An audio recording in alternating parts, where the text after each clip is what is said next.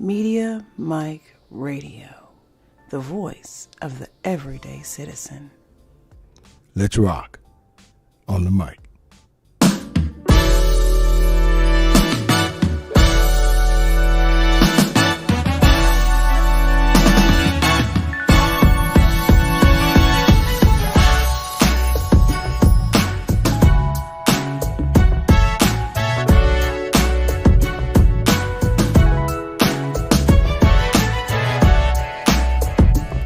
What's up, everybody? And you are listening to the best of the Media Mike Radio Show. I am your host, the Media Mike Speaks, sponsored by New Justice Media, where we are the voice of the everyday citizen. The time is now 1 minute past the hour here in the Lone Star State. So let's get to this story before it's too late. All right, people, I wanted to let things simmer down before I dived into this story, because a few of my subscribers have been asking me why I haven't posted yet, because I wanted to really make sure I get the facts. I don't like to be the first one just to jump on things, because you have a lot of misinformation that's out there. And we're going to talk about that too, because it was some misinformation spread out there. And this is a tragedy. And it's right here in our own backyard in our Lone Star State. So in the great city of Frisco, Texas. It is north of Dallas. So yeah, and this is bad. And this is one of the second incidents that have made the news that I know of, because I did cover the one where the young lady assaulted the other young lady on the track with the baton. And, so this one here is fatal. And being a former trackster myself, high school and college, so I ran for my high school and I ran for university. I ran for Grambling. So, and we didn't have these issues. And what I mean by that, let's take it back to high school. So there are people who came over from the other team, and they would sit, in our section, because they knew people. They would come over, and this was in between meets, and there was never an issue. But it could be more to it than this. But we're going to get down into this and see what is happening. Now, this happened, we know, at the David Kuykendall Stadium in Frisco. And that meet was suspended after the stabbing left one student deceased and another in custody. Now, here's what we know and probably what we don't. Now, the authorities, just in case some of you may not know, let's get the backstory. They were dispatched about 10 a.m. Wednesday to the stadium where the District 11 5A track meet was taking place. Now, witnesses told police Austin Metcalf, that is the victim here, 17, was stabbed after he either grabbed or pushed Karmelo Anthony, non-relation to I do believe, the basketball player, so no relations, as far as I know. 17. So they both were 17, because there's some information about Mr. Anthony. The suspect was the suspect in custody was 18. So, you see, I don't know. People just throw stuff out there.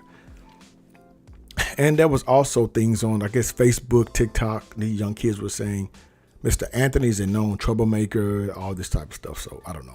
So now this took place after the two young men were arguing about Karmelo being in the wrong school's tent during a weather delay, according to a Frisco police arrest report obtained by the Dallas Morning News. Now, you see, it was raining. I do remember Wednesday morning, it was raining. And I don't know if there's any rules regarding that someone can't sit in, just under a tent to keep from being in the rain. I don't know if Mr. Anthony's tent was set up yet, where he could go over there. Did it matter? Or was Mr. Anthony waiting on someone? Or maybe he was coming down, and then he said, look, my tent is over here, as you see in the videos on the still shots, and I will get wet. I'll just park it here until the rain lights up. We don't know, but the issue was the other team track members thought that you're talking about Mr. Metcalf. He's in the wrong spot. Words were exchanged. Either he grabbed some belongings of Mr. Anthony, or Mr. Metcalf, Austin Metcalf, pushed him, got physical. Now, Mr. Metcalf, he died as a result of his injuries. And despite efforts to save his life, including CPR by police and fire personnel, police said in a news release, and most likely probably hit an artery or something like that. So he was a twin brother named Hunter was there. Now, according to witnesses, Mr. Hunter didn't see the exact moment Mr. Austin was stabbed. I don't know if he was going back down on the stadium or turned away, but he did hold his brother, and his brother died in his arms. So the father, as you all know, said he forgave him, and this is senseless. And here's the thing. Mr. Anthony, subject, had a knife. Is it illegal to have a knife? Yeah. Depending on the inches in Texas. I think 5 inches below, you're good. Above that, you can get in trouble. Why did he have the knife? Guess as good as mine. Self-defense, home life, we don't know. But we probably find out by this time next year when the trial takes place, if there's not a plea. So Mr. Anthony, 17 of Frisco, he's facing murder charges. Why? In connection to the stabbing, because Mr. Metcalf is deceased due to the injuries caused by Mr. Anthony. That's why they're saying he's facing murder charges. But will that hold up? I don't think so, because I don't think he's gone before a grand jury yet. This is the Frisco District Attorney bringing this forward without even knowing the intent of this. So Mr. Anthony is a student at Frisco Centennial High School, and according to his Instagram account, he is also a football player at his school and received college football offers. Well, he did. So according to the police report, as an officer walked Mr. Karmelo to his patrol car, the teen began crying hysterically and said, "He put his hands on me. I told him not to." Another officer wrote on the report that Karmelo asked if what happened could be considered self-defense. We don't know. We're going to see. Now, he's in Collin County Jail on Friday in lieu of a $1 million bond. So most likely they're making sure that he's not going to get out, because they're looking at this as a capital offense. But I think they're really, really jumping the gun here. This is first degree. They're saying punishable with life imprisonment or confinement for 5 to 99 years. I can't see this as simply intentional here, as far as Mr. Anthony's mindset was to fatally wound Austin. I don't see it. I don't think so. Now, to act violently, that was bad, but he did. You talking size here? I don't understand why couldn't we just have a good old fashioned fist fight? You shouldn't have had any type of violence at all. But hey, our teens need some degree of management of temperament on both sides. It needs to be done. Because hey, these are high school kids. They're playing contact sports, and they can be a bit aggressive because they're young, and they're not the best thinkers a lot of times in settings with other high school kids. That does happen. Like, as I stated before, when I was in school, hey, we didn't have that. Now, the football players, sometimes that happen, but as far as people coming to sit on your side, look, band members do that, cheerleaders do that. They go and sit with other teams, and they talk during the times was downtime.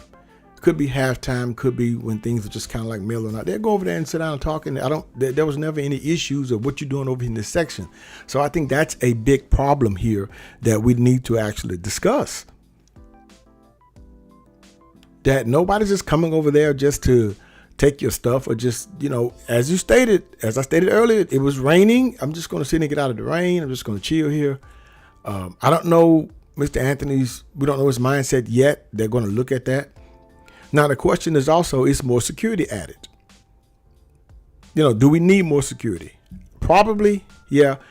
I did talk about metal detectors. I thought about that to people, and they're going to start doing that. That's kind of, I think it's going overboard, but they typically don't have metal detectors, but they will be at all entrances for attendees, including athletes and spectators, and bag checks will be conducted as well. So it just sparked another way for security measures. I can't really talk against it on that level, but hey, whatever you feel is going to work. Media will not have access to any students or coaches during the meet. That's unfortunate. So, but this is not good. There's a tragedy, and the families in our prayers. Both families should be in people's prayers here. I think Mr. Anthony's parents, I don't know. I didn't see any video of them being reached for comment. But this is not good. This is not good. We are taught in kindergarten, keep your hands to yourself. You don't know what it may result in. I don't know. But it should have been handled, I do believe, differently here. Not blaming anyone. If this is true with hands being put on people or taking someone's stuff, hey, both sides their fault. You're provoking a situation here. I think the murder first degree is overkill. No pun intended, but I think it is. Yeah, I think that the DA is reaching here because you have to look at the intent of the mindset of the young man. What was his actual intention? Was he defending himself or his possessions? Like, hey, get your hands off my stuff. It's based off the intent. Will he do time? Probably. Yeah, I do believe so. But will it be first degree? That's a far stretch here. Involuntary manslaughter? Probably. It would probably could be second degree crime of passion based on he got heated. I just don't look at this as being first degree. The intent was to go there that day at the track meet to fatally injure someone. That's what the prosecution is going to have to prove. That Mr. Anthony wake up that morning with the intent, with the knife, to bring it there to harm someone. Now, Mr. Anthony having the knife there could give the DA a little bit more credibility as far as leeway to look at the fact that he did take the knife, because they're going to ask him, why did you take a knife? Do you always have a knife with you? What is the purpose of you always having a knife on you? You see? So that, those things are going to come into play here. So as far as misinformation, now this is interesting. Now the Frisco police and the FBI are investigating an incident where an individual made a Facebook post impersonating Frisco Police Chief David Chilson. The post appeared to be provoking readers along racial lines. Frisco police said it will pursue criminal charges against whoever made the post, as impersonation of a public official could be either a Class A misdemeanor or third-degree felony. The post came as online engagement for the stabbing incident was high. Posts on social media about the incident have garnered millions of views. Another fake post on Friday claimed to be from the Collin County Medical Examiner's Office showing the results of Austin's autopsy, which officials said has not yet been released. And all that's going to come into play too. Now, this social media thing, has gotten out of control when people can actually make fake posts impersonating police chiefs and also county officials. So that's not good either. But I wanted to jump on here and give my 2 cents regarding this. I really don't think this first degree murder is going to hold up. You're charged with that, but that doesn't mean he's going to be convicted of that. But he will do some time, I do believe so. Now, what kind of plea they may offer him, I don't know. What's his defense going to be? I would probably say self-defense. So a lot of things are going to be put into play here. So I'm going to conclude with this. Our youth today are easily provoked, it seems. Quick to anger and not easy to approach. Carrying knives and guns for self-defense or to cause harm at someone else's expense. If we as a society do not teach our youth how to talk to people and deal with confrontation, we will continue to have senseless acts of violence, and we may be doomed as a nation. Until next time, this is your guy, Mr. Educator, Mr. Communicator, Mr. Free Thinker. Subscribe, share, and like to keep me rocking on the mic. Have a good night. Media Mike Radio, the voice of the everyday citizen. I'll understand you soon, it won't be long. Keep on, keep running.